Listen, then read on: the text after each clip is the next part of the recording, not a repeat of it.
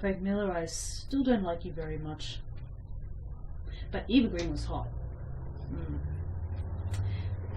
Hello everybody, this is Bea Harper from supermarcy.com, and I would love to welcome you back to my reviews. Now, this is a couple of weeks too late, but I would like to review Sin City: A Dame to Kill For.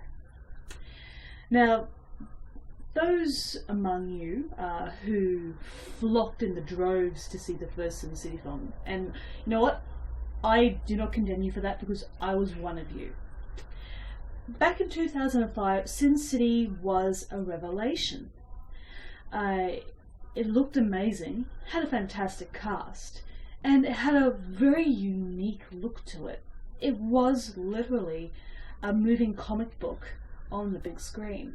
And to be fair, it blazed a trail for quite a few comic book adaptations to come. But it also gave Frank Miller the impression that he was able to direct. So yes, Sin City: Dame to Kill For came out 9 years later, in 2014, and to be honest, it is a rather sort of a mixed bag. It's not terrible, but in terms of stacking up to the original, it doesn't make it. In fact, it falls quite short. But to be fair, there are a couple of good things in the film, so I would like to talk about those first. First and foremost, this is a very faithful adaptation of Frank Miller's graphic novel. I do not like Frank Miller as a person. I think the man has a lot of inconsolable issues, especially when it comes to women, and he thinks that fascism is a good thing for some reason. I don't know. But look, with Sin City, it is his love letter to film noir, and film noir is in itself a melodrama when you think about it. A lot of the characters are very sort of reactionary to what's going on around them. They're not clearly defined, they're not shown in a conventionally human sense. They are archetypes, okay, that they are representations of character traits that people like to think they have. It's a fantasy. It's a fantasy realm for those who aren't quite accepting of the sword and sandal variety. But I digress. So the film Sin City: Dame to Kill For covers the graphic novel in very good detail, and it has a couple of other side stories. It has Just Another Saturday Night that centers around the big lummox, Marv, played by Mickey Rourke again. It's good to see him return. You have the follow-up to Nancy Callahan and her little saga after the events of The Yellow Bastard. I'm sorry, I forget the name of the title of the sequence. But anyway, you have a completely original story by Frank Miller and Robert Rodriguez in the form of The Long Bad Night that stars Joseph Gordon-Levitt and Powers Booth. All of these films, or rather sequences, come up together to make one cohesive film, just like the first movie. But for my money, A Dame to Kill For is the best part of the film. And you know what? I'm not even going to lie. A lot of it is in thanks to Eva Green's portrayal of Satan incarnate Ava Lord. Eva Green is beautiful, and she's massively talented. She has such a really good instinct when it comes to tackling a darkness within a female character. With female actresses, it is difficult to find a character that is able to be so reprehensible, yet just so awe-inspiring. Earlier on this year, she was in 300: Rise of an Empire as Artemisia. And the rest of that film was okay. It was nothing special, but again, it wasn't awful.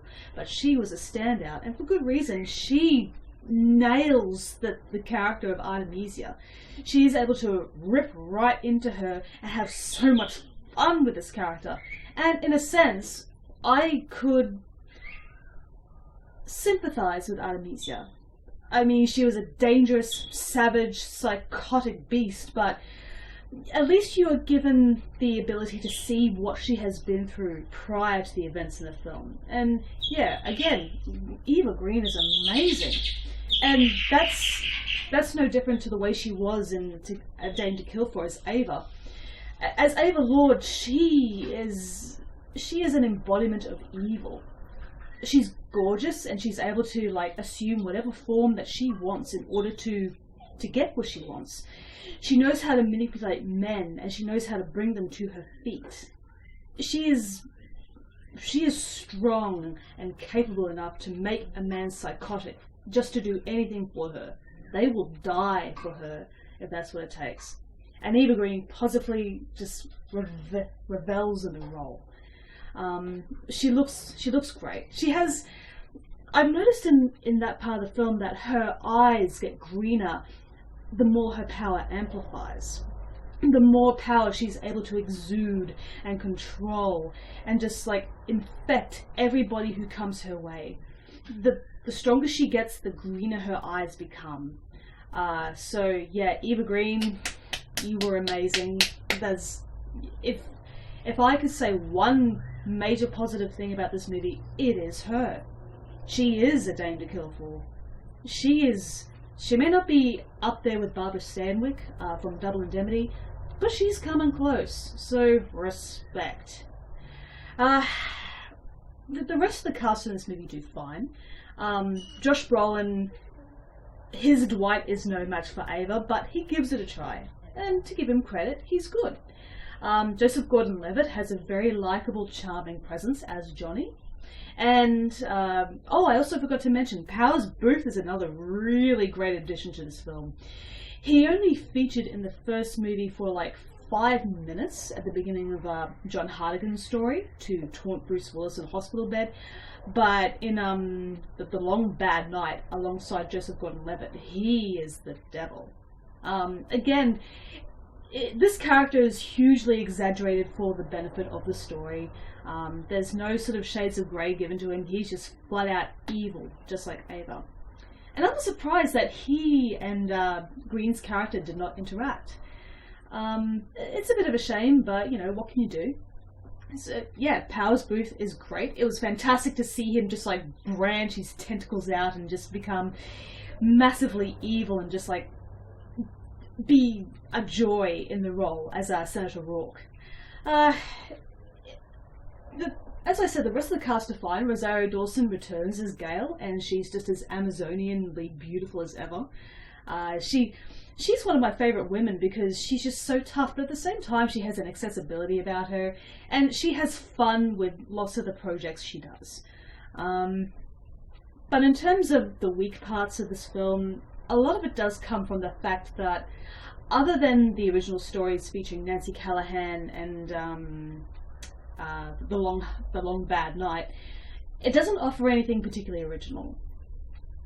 Because the first film was a revelation for the time. It was a revelation for cinema and how the comic book movie has evolved again over time. But A Dame to Kill For is more or less happy to rest upon its beautifully visual laurels. And that's okay, but for those of us who saw the first movie and enjoyed it, for the reasons that made it so popular and just, you know, so admired, A Dame to Kill For pales in comparison. Still looks good, still has a really good sort of sound design and all those sorts of things, but there is something so lacking about it, and I'm not quite sure what to put my finger on. It could just be the fact that 9 years is quite a while to wait for a sequel, and by that point people are either really highly anticipatory of the film, or else they're just saying, you know, get it done already. Because this project was in developmental hell for quite some time. Like, first it was Rose McGowan who was announced to be Ava. Then it was Angelina Jolie, and like the production stopped and started over time. So I have no conception of the bureaucracy of filmmaking, so I cannot comment on that. And I apologise if I sound unfair.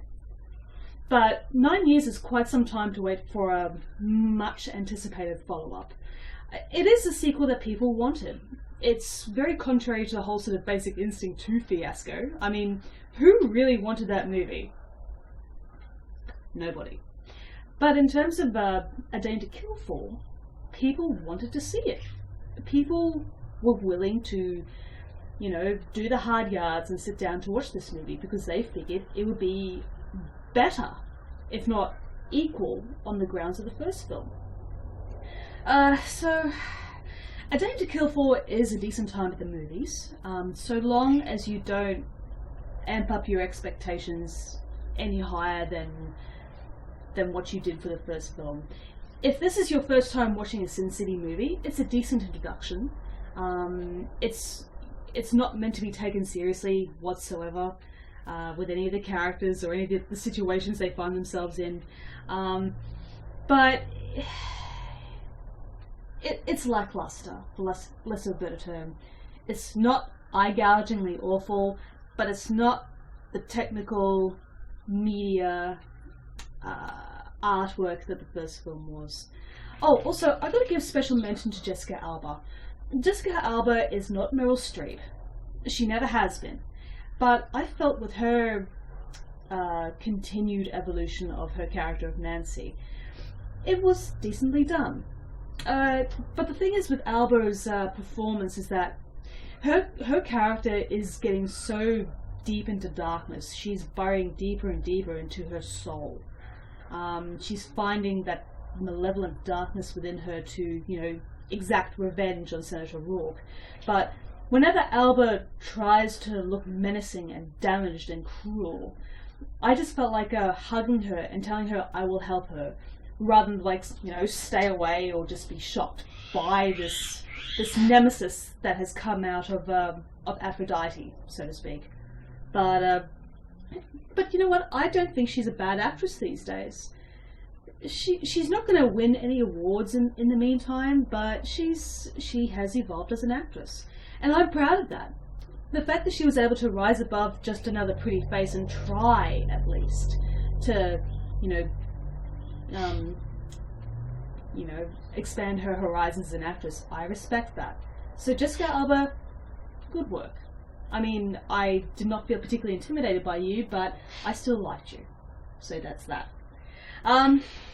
Yeah, out of 5, I would give Sin City: A Dame to Kill For a 3. It's not as horrible as I remember thinking when I first saw it, which is why I waited some time to do this review. I want to think back and give it a fair shake, and I think I did that. So yeah, 3 out of 5. Please don't expect anything more than that, because it doesn't. If anything, this film is more or less a self-congratulatory circle jerk between Frank Miller and Robert Rodriguez. They're saying, oh, look at this really awesome movie, look at all this, oh yeah, I like this as well, blah, blah, blah, blah, blah, blah. It kind of feels like that, but it's not necessarily offensive. So yeah, Sin City: A Dame to Kill For isn't too bad a time at the movies, but it could have done a lot better, especially after 9 years. So yeah, I shall see you lovelies later, and don't forget to check out the supermarcy.com site, because we've got lots of interesting things happening in the next couple of months. So peace out.